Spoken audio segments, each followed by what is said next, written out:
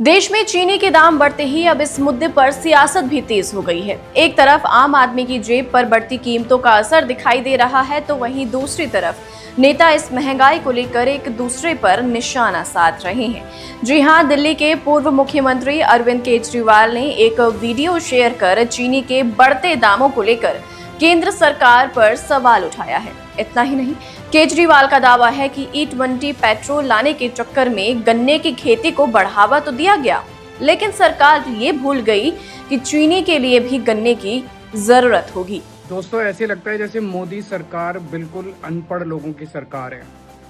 उन्हें यही नहीं पता कि क्या निर्णय ले रहे हैं और इस निर्णय का क्या असर होगा। इन्होंने गन्ने की खेती को इथेनॉल बनाने के लिए डाइवर्ट किया और इथेनॉल को पेट्रोल में मिलाना चालू कर दिया। बोले इससे पेट्रोल बचेगा, और पेट्रोल बचेगा तो फॉरेन एक्सचेंज बचेगी, विदेशी मुद्रा बचेगी, जो हम विदेशों से तेल आयात करने के लिए खर्च करते हैं। अब जब गन्ने की खेती को इन्होंने इथेनॉल बनाने के लिए डाइवर्ट किया तो गन्ने की कमी हो गई, चीनी की कमी हो गई देश में। और अब चीनी पिछले 17 दिन में 20 रुपये प्रति किलो चीनी के दाम बढ़ गए, क्योंकि चीनी की देश भर में बहुत किल्लत हो गई है। 17 दिन पहले चीनी की कीमत थी 46 रुपये, अब 65 रुपये किलो चीनी हो गई है। हमारा देश चीनी एक्सपोर्ट किया करता था, अब हमारा देश चीनी इंपोर्ट करने की प्लानिंग कर रहा है। तो क्या बोले कि तेल के ऊपर जो फॉरेन एक्सचेंज जाता था उसको बचत करने के लिए इथेनॉल बनाया, और अब उस फॉरेन एक्सचेंज को हम चीनी को इंपोर्ट करने के लिए खर्च करेंगे। एक तरफ देश को दुखी किया कि इथेनॉल वाला पेट्रोल जो है उससे लोगों की गाड़ियां खराब हो रही है, माइलेज खराब हो रही है, और दूसरी तरफ लोगों को अब चीनी महंगी खरीदनी पड़ रही है। तो ये एक डिसीजन लेते हैं, इनको यही नहीं पता कि इस डिसीजन का क्या असर होने वाला है। जब इन्होंने शुगर केन को, गन्ने को इथेनॉल प्रोडक्शन के लिए डाइवर्ट किया, तो इनको सोचना चाहिए था ना भाई, इतना गन्ना इथेनॉल के लिए जाएगा तो चीनी कहाँ से बनेगी, चीनी कहाँ से आएगी। तो समझ नहीं आता कि मोदी सरकार में सारे के सारे ऊपर से नीचे तक सारे अनपढ़ हैं क्या।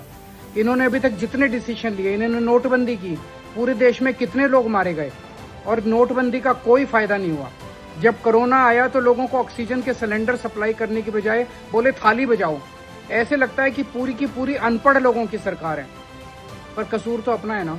हमने इन अनपढ़ लोगों को वोट दे के वहां बिठा दिया, जिनको कोई अकल नहीं है, किसी किस्म का कुछ नहीं चलाना आता इनको सरकार, और दुखी हम लोग हो रहे हैं। वहीं बिहार सरकार के ग्रामीण विकास मंत्री और जनता दल यूनाइटेड के नेता श्रवण कुमार के बयान ने इस बहस को और गरमा दिया है। जी हां दोस्तों, चीनी के बढ़ते दाम पर उन्होंने कहा कि अगर सभी डायबिटीज के शिकार हो रहे हैं तो चीनी महंगी होना अच्छी बात है।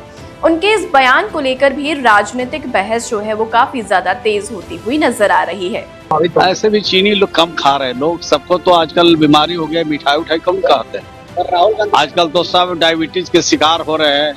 तो मैं समझता हूँ कि चीनी के दाम के बढ़ोतरी से कोई फर्क पड़ने वाला नहीं। दरअसल खुदरा बाजार में चीनी की कीमतें बढ़कर करीब 60 से 65 रुपए प्रति किलो तक पहुंचने का दावा किया जा रहा है। उत्तर प्रदेश में भी कई चीनी मिलों की ओर से कीमतों में बढ़ोतरी की बात जो है वो सामने आई है। ऐसे में त्योहारों के मौसम से पहले चीनी की बढ़ती कीमतें आम लोगों के बजट पर सीधा असर डाल सकती हैं। आगरा से लेकर लखनऊ, कानपुर और वाराणसी तक बाजारों में खरीदारी करने पहुंचे लोगों के बीच बढ़ती कीमतों को लेकर नाराजगी साफ तौर से देखी जा रही है। लोगों का कहना है कि चाय से लेकर त्योहारों पर बनने वाले पकवानों तक चीनी रोजमर्रा की जरूरत का हिस्सा है, और इसके दाम बढ़ने का सीधा असर घरेलू बजट पर पड़ सकता है। अब इस पूरे मामले में महंगाई का मुद्दा सिर्फ बाजार तक सीमित नहीं रह गया है, बल्कि राजनीति के मैदान में भी पहुंच गया है। जी हां दोस्तों, विपक्ष सरकार की नीतियों पर सवाल उठा रहा है, तो वहीं सत्ता पक्ष के नेताओं के बयान अलग अलग चर्चा का विषय बन रहे हैं। एक तरफ चीनी की बढ़ती कीमतों से जनता परेशान होने की बात कर रही है, तो वहीं दूसरी तरफ E20 गन्ने की खेती और चीनी उत्पादन को लेकर राजनीतिक आरोप प्रत्यारोप शुरू हो गए हैं। ऐसे में सवाल यही है कि चीनी की बढ़ती कीमतों के पीछे असली वजह क्या है, और क्या सरकार त्योहारों से पहले आम आदमी को राहत दिला पाएगी। अब इस पर सरकार की तरफ से क्या कुछ जवाब सामने आता है, इस पर सबकी नजर टिकी रहेगी। फिलहाल आज के लिए इस वीडियो में इतना ही, और PSC स्टोरीज को देखने के लिए आप जुड़े रहिए हमारे साथ। तब तक के लिए नमस्कार।